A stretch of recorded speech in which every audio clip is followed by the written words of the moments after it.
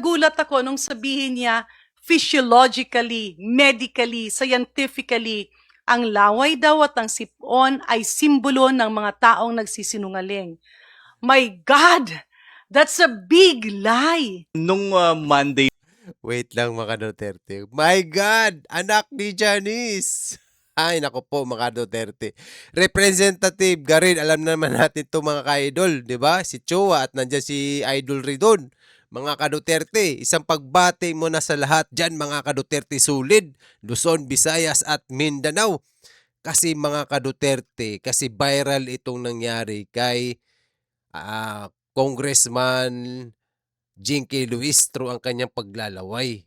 Kasi unang araw pa lang, naglaway na siya. Denied man ng taong bayan yun. Meron mang nakapansin pero hindi masyado kasi ayaw pag-usapan, di ba? Kasi kumbaga respeto na lang din. Kasi tao lang naman tayo.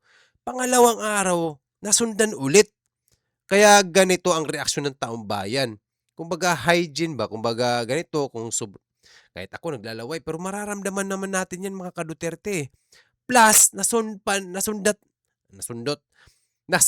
pa ni Boy Kindat. Alam mo si Boy Kindat, di ba mga ka-Duterte? Ay, nako po. Tumulo ng sipon si Boy eh. Sorry, kasi ako hindi rin ako tao, hindi rin ako perfecto. Kasi nga mga ka-Duterte, nag-viral. Instead na pag-usapan itong impeachment ni Inday, ang napag-usapan tuloy itong paglalaway. Kahit ako mga idol, pag tuloy-tuloy kasi kang nagsasalita, tuloy-tuloy, walang hinto-hinto, tuloy-tuloy yan, mamumula-mula talaga yung bibig mo. Lalo-lalo na pag medyo dry-dry. Tangay, mag-iipon-ipon yung laway mo dito sa gilid-gilid. Pero mararamdaman mo yun. Imposibleng hindi mo mararamdaman. Mararamdaman niya yun. Ngayon, bilang isang public servant at alam natin lahat yan ay naka-live yan. Isipin, nako, ito na ang mangyayari ay talagang magbabiral itong paglalaway at itong pagsipon. Hindi natin maiwasan na mayroon talagang makritiko sa kanila. Kasi alam naman natin lahat ito ay mga magkabilang partido yan. Itong taga-house at itong defensive. Itong defense team ni Inday Sara. Lalong-lalo na yung taong bayan. O, diba? Yung mga nakaabang dyan. Kasi live yan. Ngayon, mga ka-Duterte, kasi si Representative Garin, at saka si Ridon, at saka si Idol Chua, nandan itong mga tatlong to upang depensahan itong mga nangyayaring paglalaway. Kasi naman, may point din sila. Pero atin lang, siyempre, nandun ka sa hearing, nandun ka sa pampubliko na alam naman natin lang, naka-live yan, mag-ingat sa susunod. Kasi itong unang araw kasi sa paglalaway ni dinid man naman ng tao, meron lang nakapansin pero parang hindi masyadong napansin yun. Itong pangalawa, ganun pa rin ulit. 'Di ba? O, kaya grabe ang kritiko. Kaya pakiramdam ng taga-house ay parang nabubuli sila ngayon. Sorry naman po sa mga kay Luistro at saka ito kay Boy Kindat, no? Kaya pakinggan natin mga ka-Duterte solid. At itong sinabi ni Representative Garin mga idol, mga ka-Duterte. Tara, pakinggan natin. po nag-viral after ng opening statement ni Congressman Jervy Luistro, yung mga meme na may laway, and the next day yung may mga tumulong sipon. As a doctor, ma'am, can you explain to us yung mga medical explanation regarding that? Thank you po. Unang-una, again, ikinagugulat ko, bakit ba tayo pumupunta sa ganung kababa ng discourse? Walang tao ang walang laway. Saliva is part of a normal person. At kapag medyo nadidehydrate ka, or ikaw ay umiinom ng maintenance medications, kaakibat nito ay talagang medyo nagkakaroon ng dryness at kasama dyan yung saliva. Normal ba ito? Yes. So, why focus on that? May nakita pa nga ako, no? I believe kaibigan ko rin ito at parang tila spokesperson nga nung defense panel. I'm not sure kung ano yung, if the spokesperson siya. Pero, nagulat ako nung sabihin niya, physiologically, medically, scientifically, Ang laway daw at ang sipon ay simbolo ng mga taong nagsisinungaling. My God! That's a big lie! My God, Garin. Di ba? Masyadong naapektuhan si Garin, mga ka-Duterte. Sino kaya yung tinutukoy niya, no? Itong sinasabing spokesperson ng defense team ni Inday Sara. Ito, Miss Garin, no? Sorry po. Alam naman natin lahat yan na ay part ng body natin yan. Bata lang siguro. Alam natin na minsan talaga tayo mismo, kahit nga sino, minsan tumatalsik yung laway natin. Ang iwasan lang talaga dyan, kasi nga, nandun ka sa pampubliko, lalo na nasa hearing ka, kailangan kahit papaano, kumbaga, kasi hindi lang kasi unang beses yan nangyari ito kay Luistro, mga Duterte. I think 2 beses na yan eh. Nung una talaga hindi siya masyadong na-criticize ng mga tao. Ang taong bayan may respeto naman eh. Hindi naman ganun talaga as in mabastos, 'di ba? Ang ano lang talaga doon, nagkataon talaga, itong pangalawa na niya medyo na-focus. Na tapos nakatagilid pa siya, kitang-kita talaga dito namumuo. Ngayon, siyempre alam naman natin tong mga tao minsan ay talagang dito sa social media, hindi talaga maiwasan yan. Kahit kunting galaw mo lang at itong kilos mo, lalo-lalo na sa mga ginagawa nyo, lalo-lalo na kayo yung mga nandyan sa prosecutor, mga prosecution kayo itong mga nagsampa ng reklamo laban sa mga Duterte, di ba? Ngayon, ang mga taong bayan kasi, alam naman natin, maraming supporter itong mga Duterte. Talagang makikriticize ka dyan. Kaya next time, sana, kasi mararamdaman naman natin to pag tuloy-tuloy ka magsalita. Tuloy-tuloy talagang minsan tatalsik man, mamumuo dito sa gilid, kahit nga dito sa gitna, meron din, di ba? Meron talagang ganun, hindi maiwasan yan. Kaya next time, mag-ingat. Wala namang masama doon eh. Sa totoo lang, itong paglalaway. Kaya nga lang, ang tao kasi minsan, kasi lalo na nandyan kayo sa public servant, mapupuna ka talaga. Lalo-lalo na, nandyan kayo sa paghihiring, itong committee, laban kay Inday Sara. Asahan nyo na itong supporter ng mga Duterte ay meron talagang masasabi. Kaya, my God, sorry po, Representative Garin at saka kay Luistro at itong abogado. Lalo naman, kumikindat-kindat pa to. Oh, di ba? Tuloy muna natin kasi ay nako po. Especially if you're a former official of the government. Hindi kasi pwedeng nililito natin. Ang sipon ay isang viral infection na nangyayari sa ating lahat. At hindi natin dapat kutsain ang isang taong sinisipon, lalo't-lalo na kapag siya'y nagtatrabaho. Hindi rin natin pwedeng i-focus sa laway o kung ano man yan, kasi ang tanong doon, tama ba ang sinasabi nila? Nagsisinungaling ba yung Wait lang, mga ka-Duterte, no? Nagtatrabaho naman talaga sila. Wala namang problema dun sa ginagawa nila bilang prosecutor. Ang problema lang kasi dito, minsan kasi hindi naman pare-pareho lahat ng ugali ng tao. At pag once na may makitang hindi talaga kanais-nais, ay mapupuna ka ngayon. Ngayon, kasi parte sa mga ganyan kasi, lalo-lalo kasi parang hygiene natin yan sa sarili natin, yung tong sipon, paglalaway. Medyo pagdating talaga dyan, lalo na dito sa social media, mga ka-Duterte, kahit nga may makita ka lang, siguro butas yung damit mo, mga ganon, tapos nasa loob ka ng hearing, talagang mapupuna ka, mabibigyan ng malisya yan. Ang tao, lalo-lalo na dito sa social media, mga ka-Duterte. Oo. Kaya minsan, tayo mismo, kahit nga ako siguro, di ba? May mapupuna ang tao sa akin. Bakit laging nakasombrero niya? Kalbo siguro yan. O mga ganun ba? Di ba?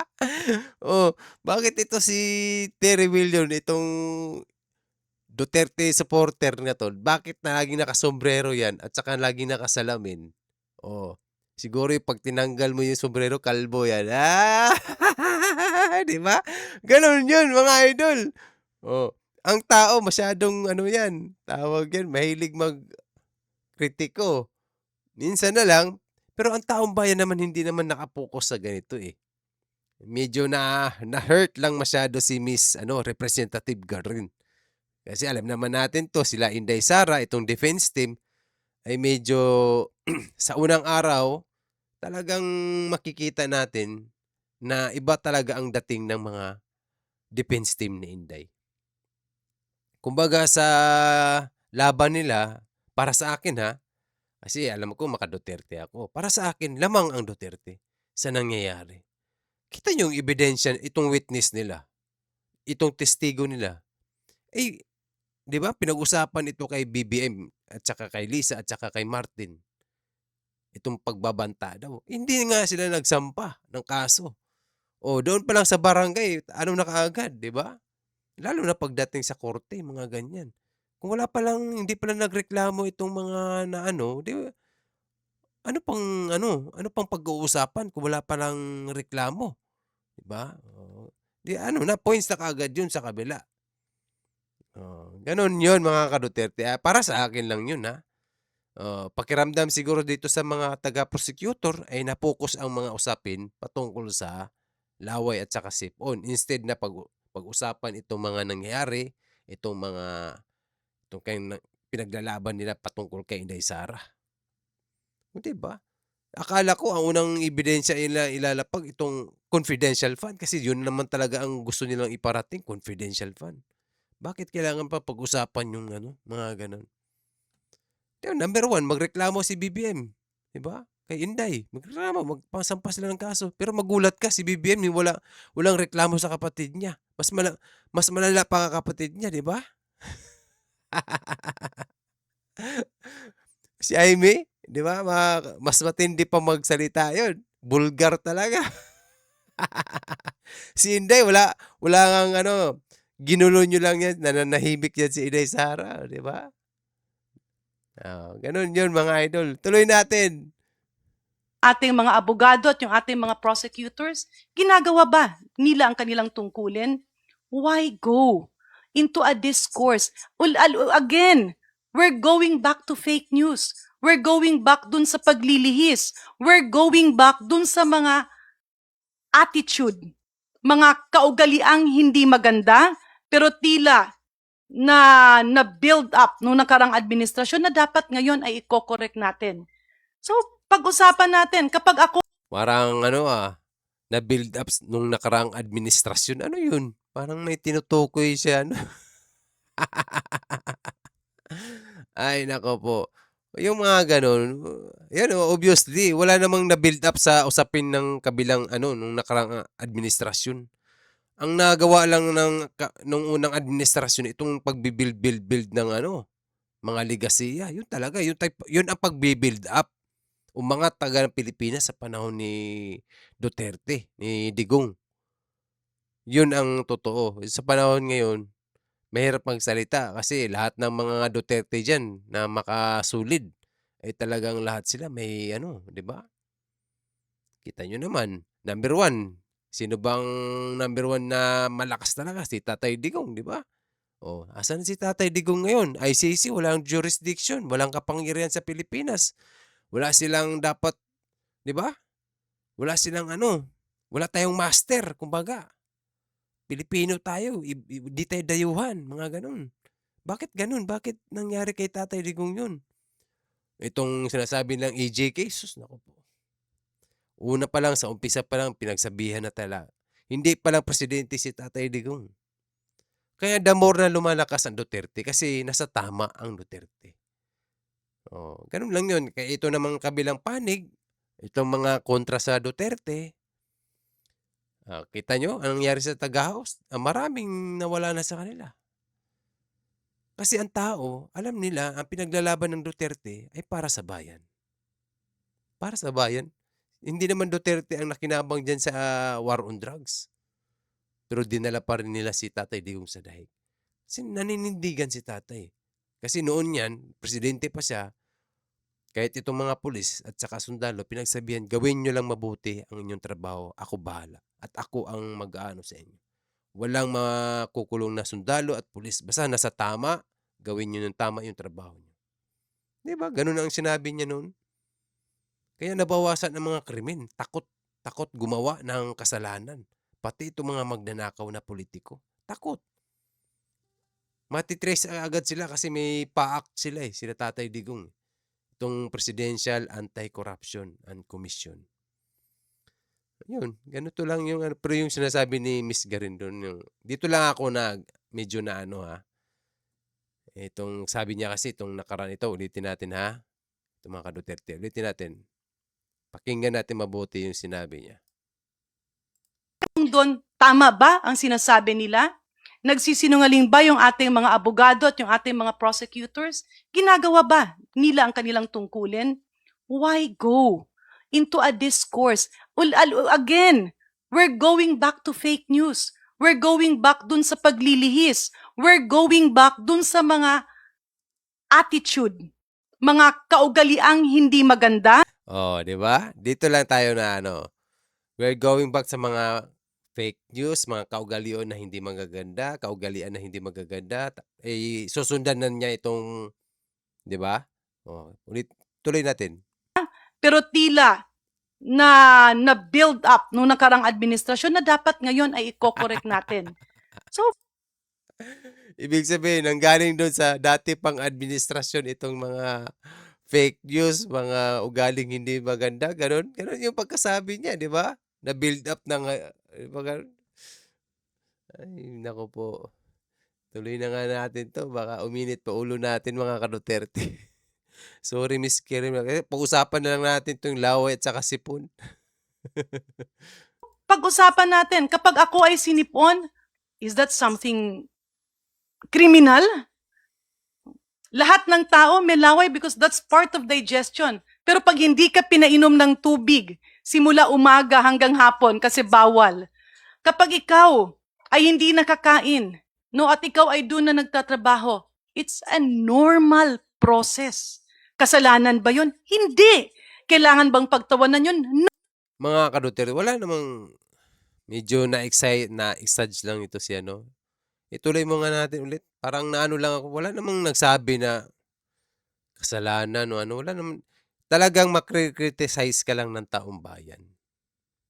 Normal yan kasi nandyan kayo sa live, nandyan kayo sa mga public servant kayo. Kahit nga ako. Itong pagsusombrero ko, lagi, may nagtatanong kaya dito, may nagko-comment sa akin, bakit Terry, lagi ka nakasombrero, kalbo ka siguro, no? O, mga ganun ba? Normal yan dito sa social media, kailangan tanggapin mo kung anong masasabi ng tao sa'yo kasi lalo-lalo na nasa public servant. Next time, ang gawin na lang talaga, pag naramdaman at mag-ingat para wala nang masabi. Ganun lang naman yun eh. Siguro, minsan talaga, may tao talagang hindi mo mapigilan, lalo na yung paglalaway. The more na nagkakaedad tayo, ganun yun mga ka-Duterte. Kahit ako, minsan naglalaway rin ako. Diba? Pero nararamdaman ko yun. At lalo-lalo na pag tuloy-tuloy yung salita mo, tuloy-tuloy yan, walang tigil, ay maglalaway talaga yan. Kaya magdala na lang tayo ng tissue or panyo. Yun na lang talaga para hindi walang masabi ang tao sa atin. Wala namang nagsabi kay Luistro at saka ito kay Boy Kindat na masama sila, masama itong ginagawa nila. Wala naman. Minsan talaga mag-criticize ka lang ng tao. Parang nagagawan lang na katawa-tawa. Ganun lang naman eh. Pero nagtatrabaho naman sila. Wala naman nagsabi, hindi kayo nagtatrabaho ng maganda. Nagtatrabaho. Medyo, lang si Miss Representative Garin sa nangyari. No! It's actually bullying. The prosecutors are just doing their job. Ngayon, dapat tuldukan yan at ibalik natin sino ba ang totoong nagsisinungaling. Yung nagsisinungaling, yung pinapalabas na kasinungalingan ang naging cause ng sipon. Never in the history of the medical community has colds or sipon been a cause of lying. Kaya ibalik natin. Sa katotohanan lang po tayo, wag po nating ilihis. Andyan na yung impeachment court, ipagpatuloy, tuldukan at sagutin ang mga dapat sagutin. Huwag ilihis. Let us avoid personal attacks. Let us focus on the issue at hand. At pasensya na po doon sa aking kaibigang nagsalita niyan. It is an insult to us doctors to say that sipon and having saliva are symptoms of lying. In the video kasi it mentioned a former DOE official, DOE Undersecretary, who happens to be speaking in behalf of the defense panel. Yun ang nakalagay na, ang tawag ng title. I think Congressman Joel would. Well, unang-una, no, gusto ko lang ipaliwanag sa inyo na yung magsalita ka po at humarap sa impeachment court, whether sa prosecution or sa defense, ay hindi naman din po ganun kadali. Siyempre, lahat naman po kami, tao rin, at nandoon din yung stress, nandoon din po yung tension. Pangalawa po, naalala ko po kasi po yung first day. At nung ako po'y pumapasok, may dala po akong tubig, pinagbawalan po ako magpasok ng tubig dahil bawal daw po sa loob. Kaya ang ginawa ko po sa labas, ininom ko, hindi po ako nakapasok na may bitbit po ako ng tubig. Kaya nga po, Post lang natin mga ka-Duterte, no? Si Congressman Joel Chua, andyan pala siya. Ito mga ka-Duterte, no? About lang talaga to sa sipon at laway. Iyan, sa susunod na hearing ulit. Dapat, itong dalawa, si Boy Kindat at to si Luistro, dapat mag-ingat na sila.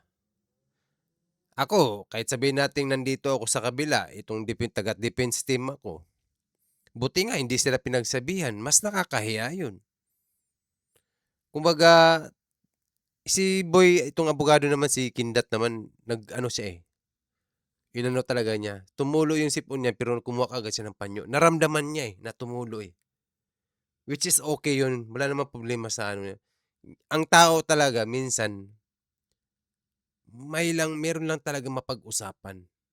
Parang katawa-tawa, ganun lang. Pero hindi ibig sabihin na ang kabilang panig o itong mga taga-kabilang team, itong defense team, ay nag-criticize sa kanila na sipon ka, may naglalaway dito sa'yo. Wala naman silang sinabing ganun. Ang taong bayan, itong mga nanonood, ang mga tao, minsan talaga hindi mo sila mapigilan. Pero sa part naman ng defense team, wala naman silang sinasabi patungkol sa kanila. Wala. Wala silang sinasabi sa totoo lang. Tayo lang ang may nagsasabi. Itong mga nanonood, mga taga-suporta, alam naman natin yan, ang Duterte ay napakaraming supporters. Ngayon, kaya next time sana, mag-ingat. Si Boy Kindat, nag-ano siya eh. Nahuli lang siya eh. Nung tumulo na talaga, nahuli na siya sa pagpahid ng sipon niya. Ganon. Kaya next time, sana sa susunod na hearing, maiwasan na kasi para wala nang masabi. Kaya ang tao, alam naman ng tao dito sa social media, talagang magti-trending yan pag ganyan. Tuloy natin to si Chua, mga ka-idol. nagpapasalamat po kami dahil may isa pong senador, kung hindi po ako nagkakamali, si Senador Pia Cayetano po. Sinabi po niya na baka po pwede kahit na nasa rules nila na bawal kaming uminom o magdala ng inumin sa loob, baka po pwede pagbigyan kami kahit na tubig man lamang. Kasi napakahirap din po nun. Magsasalita ka doon, tuyong-tuyo na yung bibig mo. Siyempre, nandoon din yung tension, nandoon din yung stress. Hindi rin naman po ganun kadali na magsalita doon sa harap ng mga ating kagalang-galang na senator judges at sa harap din ng publiko. Just to, dugtungan ko lang ng konti, no, very quickly.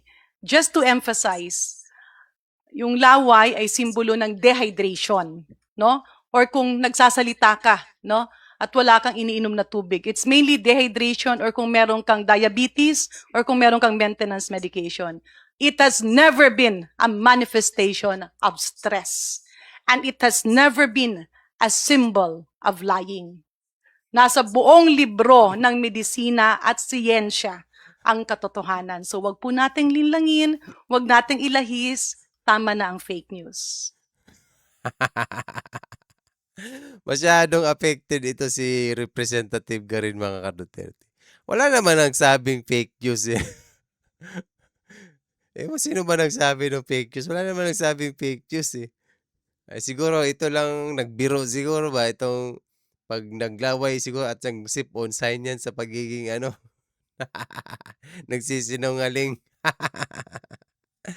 Ay, alam mo naman, kung nandito lang si Tatay Digong, naku po, isa rin yun pag malakas din yung magbiro eh.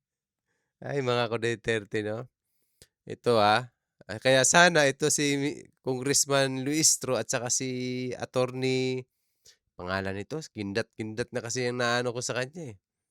Sorry abogado kasi ito eh. Kalimutan ko pangalan niya.